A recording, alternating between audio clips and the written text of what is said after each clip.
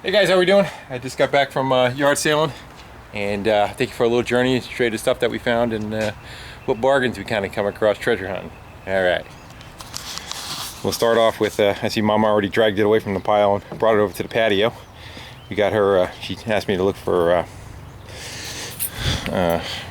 these guys. You know what I'm talking about. Any kind of planters that she can put her stuff in, and this one's a decent one. It's looks like fiberglass. Looks like laid fiberglass on it, and then on the outside is terracotta.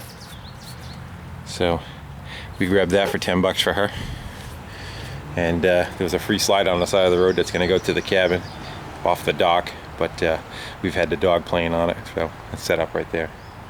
All right, let's get to the guy stuff. Enough of that. Okay, we load the truck more than once. Kind of show you what we got going on here. We'll start with grabbed a steel chainsaw.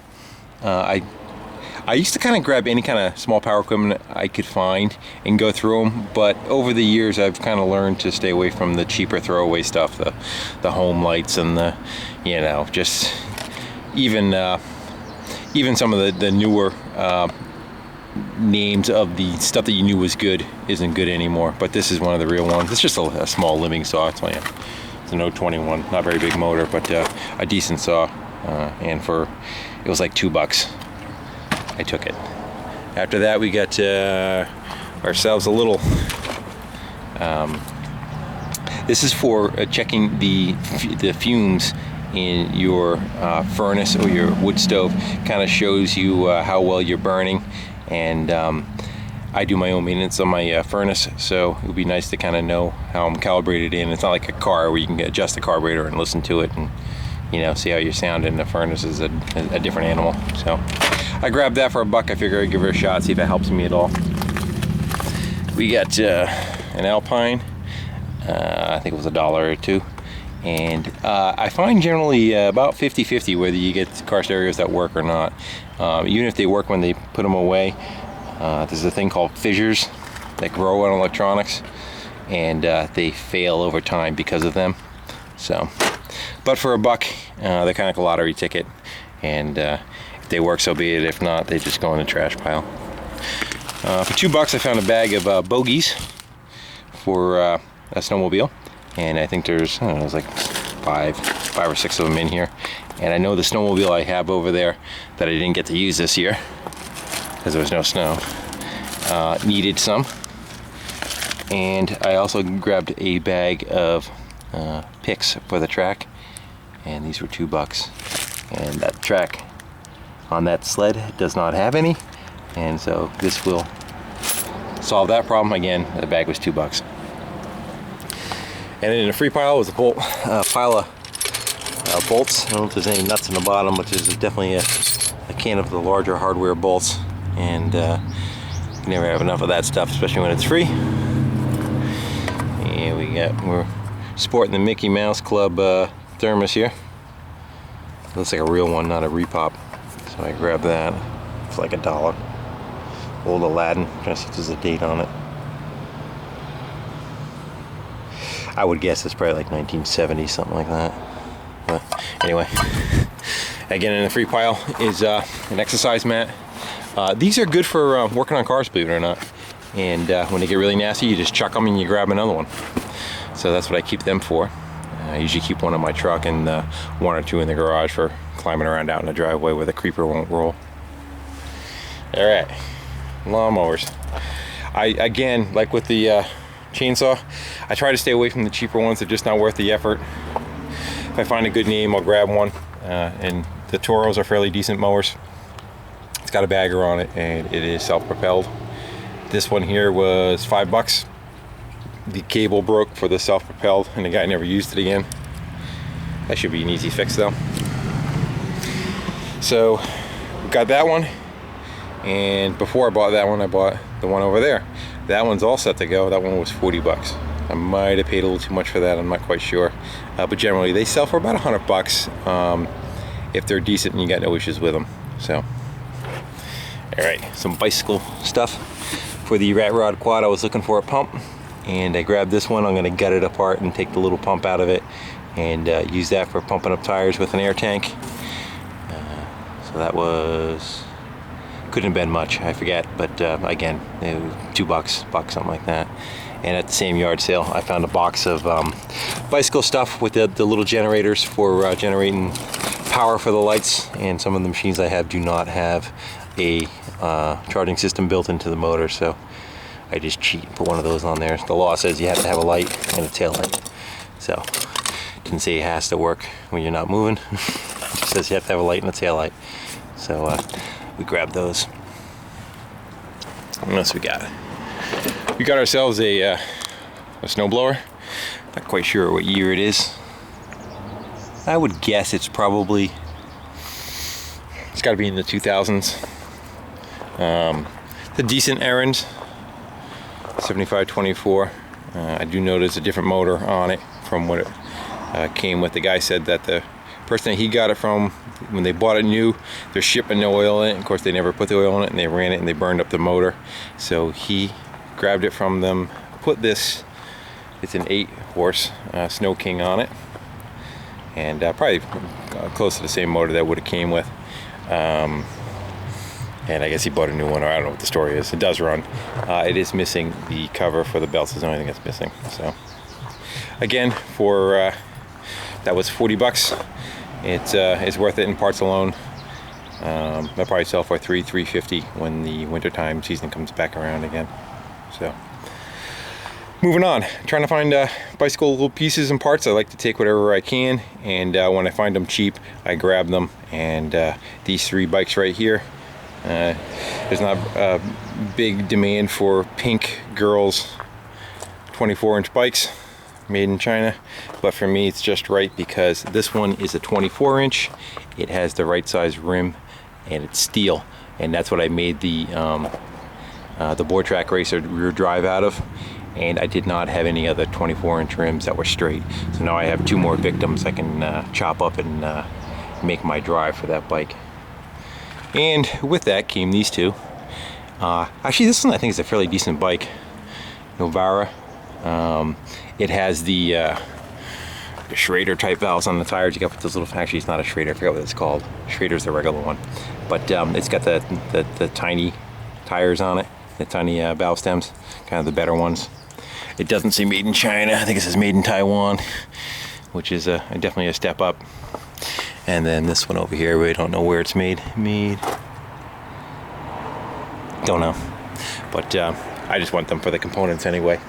I may just blow that one up and clean this one up, this one here, try selling it as is.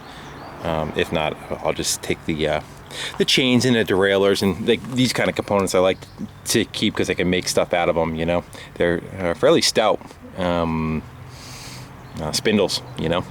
So it's probably aluminum frame though, and I'm not that much working with aluminum. I can, but I find the steel just much more forgiving for doing what I make.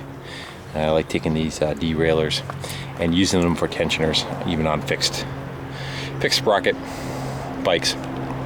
The green one still needs one added. I did the trike and put 2 on there. That worked very, very good. As the thing flexes, it's something to take up the slack.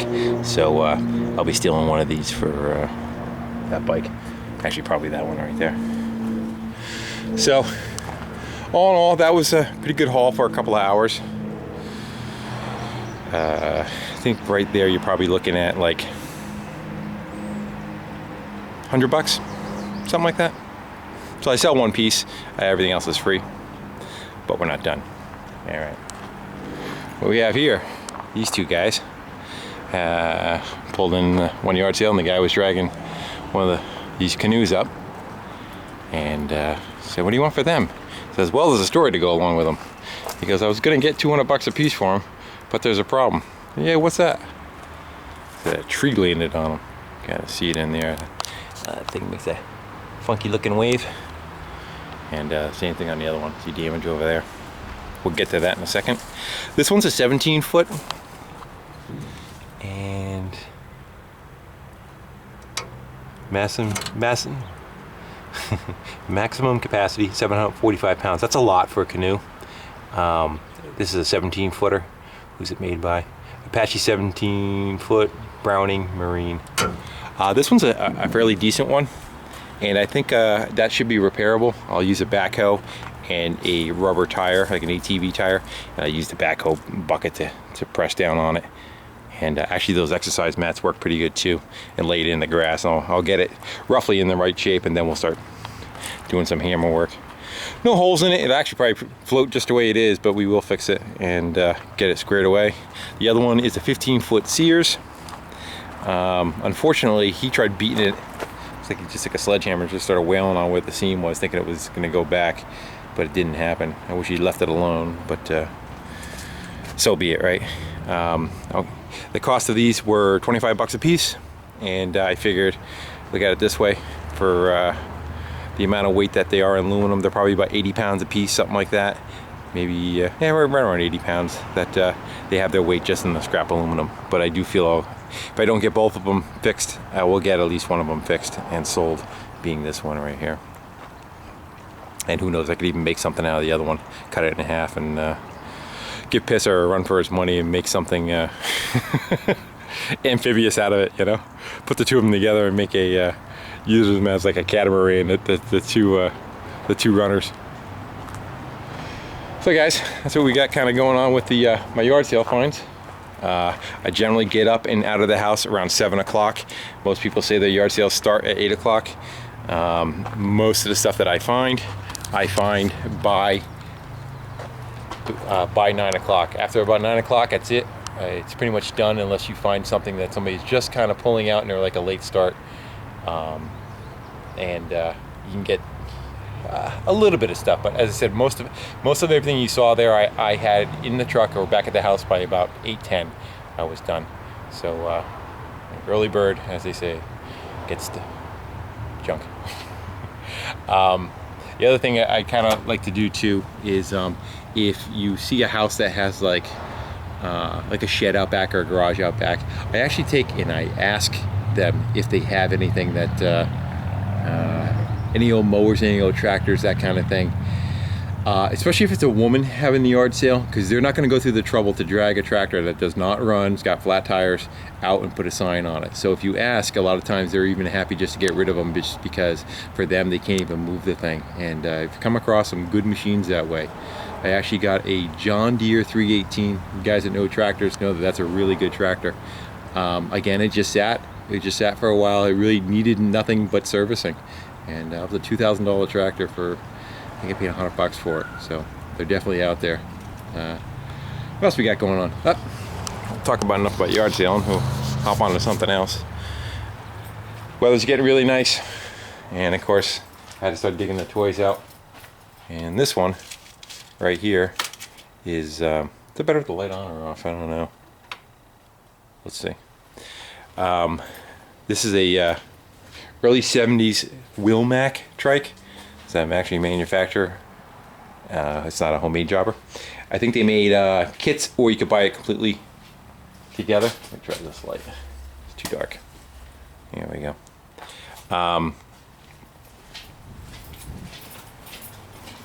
Too much backlight. I store this in the next to the garage over here. There's actually like a little tent garage added on.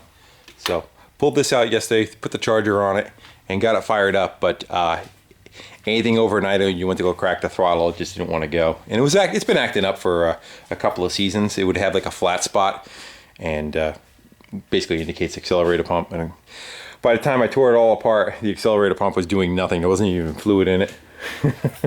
The hole going into the accelerator pump was beat. So pulled the carburetor apart, went and had a couple of carburetor kits laying around. I went hunting and tore into them and found a good one. You see it cleaned up from yesterday. Sort of ripping into a bunch of different carburetors, but things were, that's not it. That's the one I stole out of there, but I wasn't happy with it. It was hard as a rock. Yeah, this one.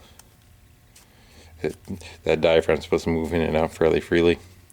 Well, nope, doesn't happen. So we had for fuel in it, a bit of dirt. But we got her all up and going. I don't know if it'll fire up now. I know I had to go put the battery charger on it. Let's see if we can set the choke.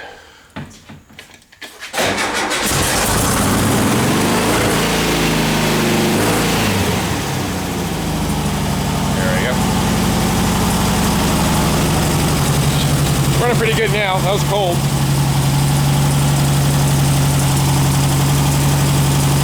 I went through, I put points in it, set the timing.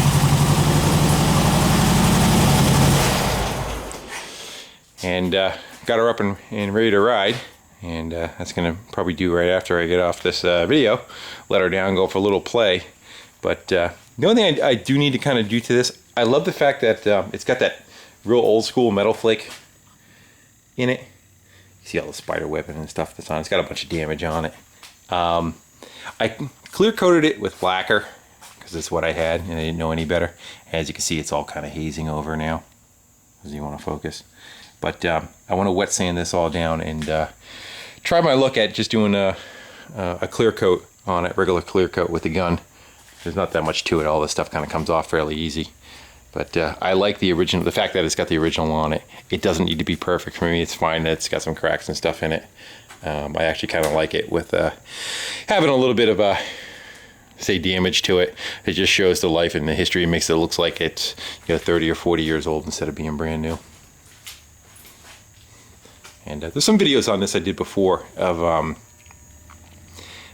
doing some of the metal work on it. I added some the rack on the back and the foot pegs and whatnot.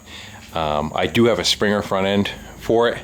The problem with the Springer is the distance between the forks right here is about 1 inch skinnier, so I'll have a hard time trying to put that wheel on there with that disc brake. So I'm trying to find a front tire with a drum brake and go with that.